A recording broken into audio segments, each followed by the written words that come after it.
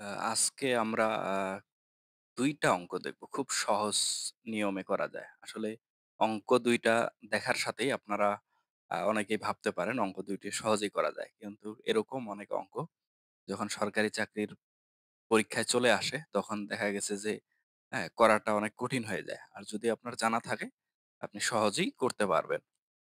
তা আমি যদি একটু আলোচনা করি, যেমন আমি স্বাভাবিক নিয়মেই চিন্তা করব যে এখানে আছে ১, এখানে আছে ২।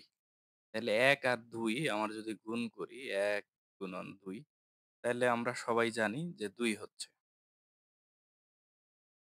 এই ২ আমার অ্যান্সার। শুধু লেখার পদ্ধতিটা কিভাবে লিখব?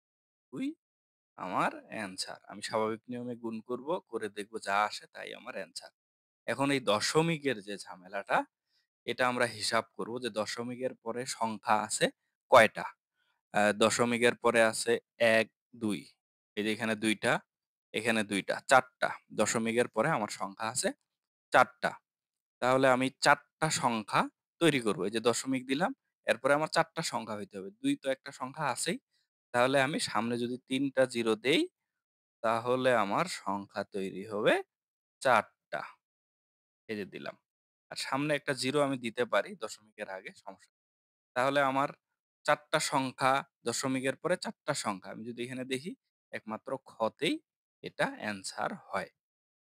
হ্যাঁ, আমি আবার বলি যে যে জিনিসটা খুব সহজ করে ভাবতে হবে, যে আমি দেখব যে সংখ্যাগুলো আগে গুণ করে নিব। এখান থেকে আমি ১ পাইছি ১ লিখলাম, ২ পাইছি ২ লিখলাম। তাইলে ১ আর ২ গুণ করলে ২ হয়। তাহলে ২ আমি লিখে ফেললাম। তারপর আমি দশমিকের পরে কয়টা সংখ্যা আছে হিসাব করব।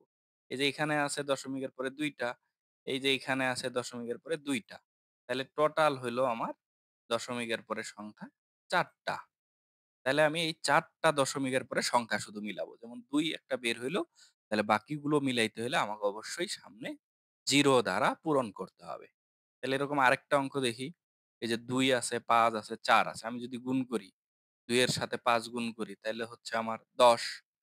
তাহলে ১০ এর সাথে ৪ গুণ করলে হচ্ছে আমার ৪০। এই যে ৪০। তাহলে এটাই তো আমার অ্যান্সার।